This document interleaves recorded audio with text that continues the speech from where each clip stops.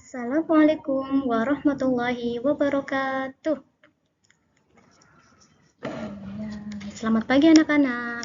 Apa kabarnya kalian hari ini? Alhamdulillah, luar biasa. Allahu Akbar.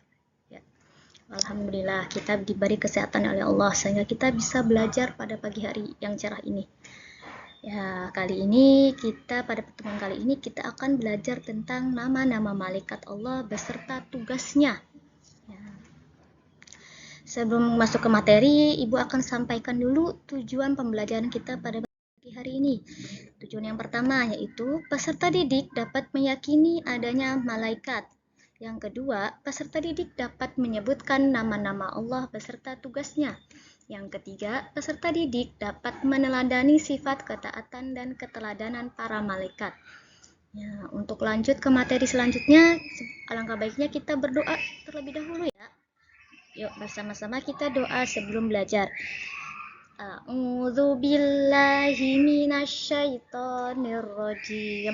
Bismillahirrahmanirrahim. Rabbi zidni ilman warzuqni fahman. Amin ya rabbal alamin. Amin ya rabbal alamin.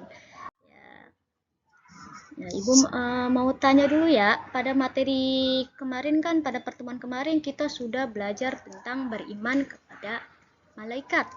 Ibu mau tanya dulu, siapa yang masih ingat kalau beriman kepada malaikat itu termasuk rukun iman yang keberapa? Siapa yang tahu? Ya, betul. Rukun iman yang kedua. Beriman kepada malaikat termasuk rukun iman yang kedua. Siapakah malaikat itu? Siapa? Ada yang tahu malaikat itu siapa? Iya, malaikat itu ciptaan Allah yang tercipta dari nur atau cahaya. Malaikat itu selalu taat. Malaikat tidak pernah membangkang Allah, tidak pernah durhaka, selalu patuh, selalu taat, selalu nurut sama Allah. Karena malaikat ini tidak mempunyai hawa nafsu. Ya, baik. Tuh ya, Ibu ulas sedikit materi yang kemarin agar kalian ingat. Nah, sekarang kita belajar tentang nama-nama malaikat beserta tugasnya. Baik, yang pertama, malaikat itu kan tadi ciptaan Allah dari apa tadi? Cahaya ya, betul. Cahaya. Malaikat itu termasuk makhluk gaib. Ya, karena tercipta dari cahaya, makhluk gaib yang tidak tampak oleh mata, tidak bisa disentuh oleh tangan, tidak bisa dilihat oleh mata. Ya, tetapi biarpun malaikat itu tidak bisa terlihat, tidak bisa tersentuh, tapi kita wajib mengimaninya, kita wajib mengetahuinya, kita wajib beriman kepadanya. Karena itu merupakan salah satu rukun iman. Lalu, kalau jumlah malaikat itu ada banyak. Tapi hanya Allah yang tahu jumlah persisnya ada berapa. Yang wajib kita ketahui itu hanya berjumlah 10. Iya, ada 10. Sini sudah ada yang hafal belum? Nama-nama malaikat. Kalau belum, mari kita belajar bersama ya. Yang pertama, nama malaikat yang pertama yaitu Jibril. Nah, malaikat Jibril ini tugasnya menyampaikan wahyu. Yang kedua, malaikat Mikail. Malaikat Mikail bertugas membagikan rizki. Rizkinya apa saja ya? Bisa berupa kesehatan, berupa uang, harta, bisa juga berupa rizkinya berupa hujan. Ya, hujan itu termasuk rezeki dari Allah karena hujan itu bermanfaat untuk manusia, untuk tumbuhan, untuk hewan. Ya, selanjutnya itu malaikat Israfil. Malaikat Israfil ini tugasnya meniup sangkakala.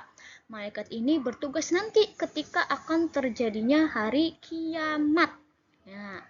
Selanjutnya, malaikat Israel. Malaikat Israel ini bertugas mencabut nyawa. Nah, misalkan nih ada yang meninggal atau nanti kita juga pasti meninggal. Ya, ketika kita nanti meninggal, kita akan dicabut nyawanya oleh malaikat Israel. Semoga kita ketika dicabut nyawanya oleh malaikat Israel, kita bisa meninggal dalam keadaan husnul khotimah, meninggal dalam keadaan iman dan Islam. Amin. Terus yang selanjutnya yaitu malaikat munkar. Malaikat munkar ini tugasnya bertanya di dalam kubur.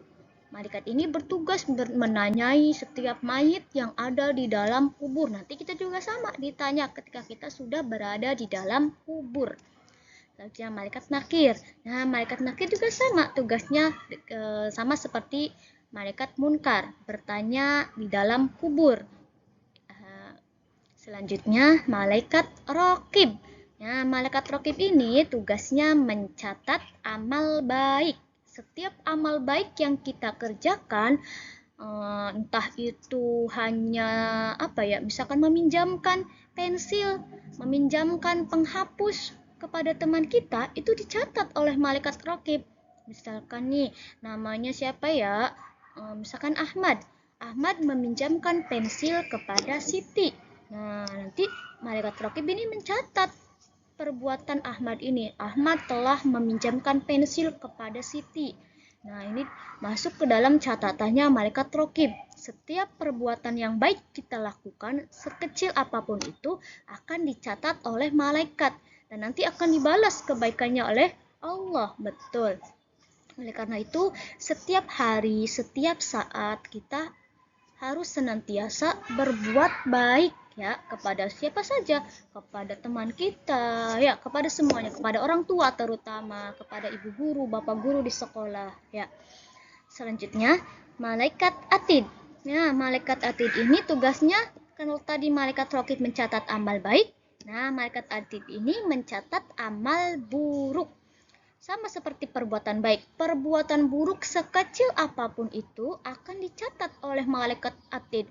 Misalkan nih, aku kan cuma ngumpetin, sembunyiin pensilnya teman, cuma menyembunyikan penghapusnya teman, cuma menendang sepatunya teman yang lagi ada di musola, yang di masjid, itu tetap ditulis, dicatat oleh malaikat atid karena itu kan perbuatan yang jelek.